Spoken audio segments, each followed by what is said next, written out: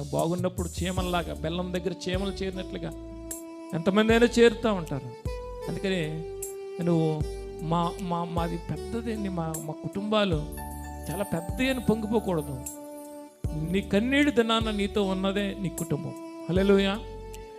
కన్నీటి దినాన్న ఎవరున్నారో వీరు నా కుటుంబం, వీరు నా కుటుంబం. నీ కష్ట దినాన్న లేదమ్మా మేము ఉన్నాము కానీ ఎవరైతే నీతో ఉంటారో, మానవ మనసు ఇది మర్చిపోతుందండి. ఏది కష్టంలో ఉన్నప్పుడు సహాయం చేసింది మర్చిపోతుంది.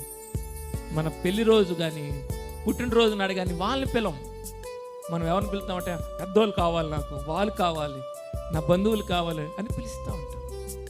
జ్ఞాపకం చేసుకోండి క్రైస్తవులారా, నీ కన్నీటి రోజు నీకు ఫోన్ చేసింది ఎవరు? పర్వాలేదండి 10,000 ఉంచండి సాయానికి అని ఇచ్చింది ఎవరు?